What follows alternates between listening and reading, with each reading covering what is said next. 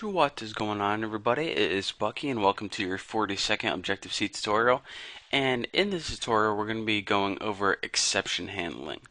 What? What the heck did you say? What's an exception, and how do you handle it?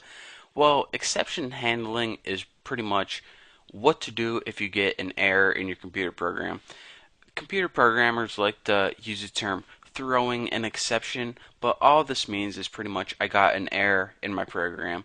I use the term exception and error interchangeably. I know you shouldn't, but um, if you see me saying like I get an exception or I get an error, it means the same thing.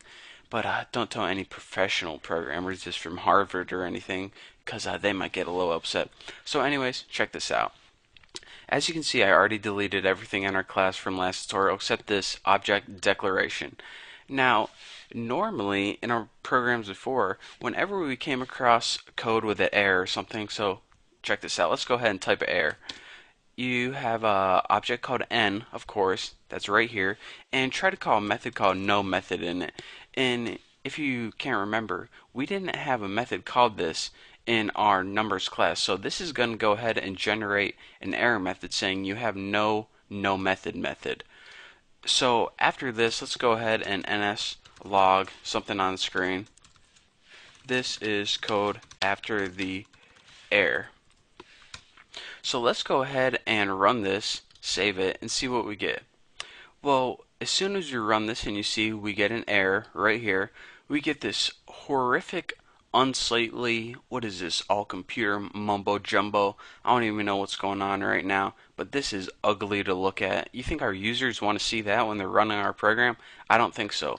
And even worse than all that, as soon as you get an error, check this out, this is the code after the error. It doesn't even get to that, it just shuts down our program right as it gets an error and just stops. You think we want our users' program to just shut down whenever we get a little teeny error? I don't think so. So it kind of sucks how that works. But trust me, there's a way to fix this, and that's called exception handling. So instead of having to deal with errors like this, what Objective-C allows you to do is test a little bit of code to see if it gets an error and if it doesn't. And if it does get an error, instead of giving you huge long error messages, it allows you to write your custom error messages a lot smaller preferably, and it also allows you to continue with your code in your program. So not only can you have prettier error messages that the user can actually understand, it won't shut down your program and it'll allow you to keep going with your code. So you're saying, alright, this is nice, and how the heck do I do this? Well, the syntax for this is at try, and here's the syntax. Go ahead and delete this at finally. We'll be teaching that later on. The main things I want to be teaching now is try and catch. Now you see this try and catch syntax is pretty simple. For the try inside the curly brackets, you type what statements do you want to try, or what code do you think may generate an error, and go ahead and type n and try to call a method called this is gonna get an error. And make sure you spell it wrong so you are sure to generate an error. So I only typed one line, but you can have as many lines as you want. You can try 4 lines of code if you want. So what we're saying is, alright, Objective-C, we want to try this bit of code inside the try block. Now if we get an error, instead of spitting out horrific error messages like this and ending our program, instead what we want you to do is run the code inside the catch block. And what this catch block means is this. It says it takes one parameter. This is ns exception star e. Now there are different kinds of errors that you can catch or look out for. This pretty much means look out for any error that this might generate. So this is the default. Again, we'll be talking about that later, but leave it like that for now. If you only want to look for one specific error, say you only want to check if the user divides by 0, just that, then there's a special thing you put in here. But anyways, we want to look for any exception that might occur or any error. So we say, alright, try this. It's going to generate an error. Instead of shutting down our program and just giving us a horrific error message, do this instead. NS log just put a nice little user friendly. Say you got an error in your program.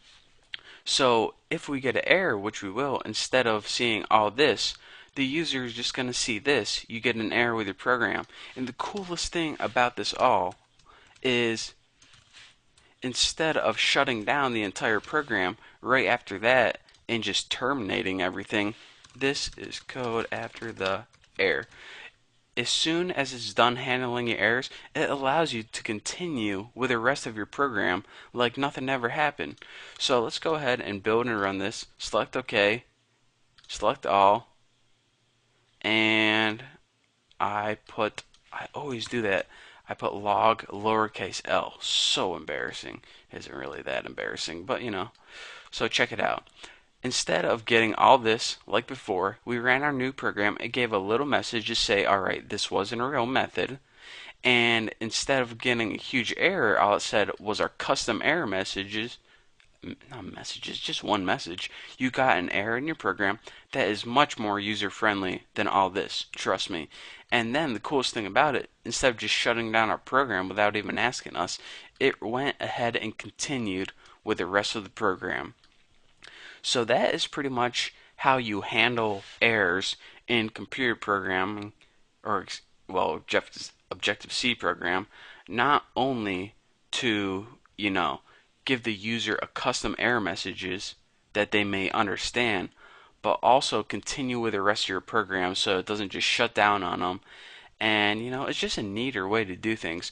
So there are some things that you absolutely need to put in TriBlock. So we're going to be doing a couple of these things later on.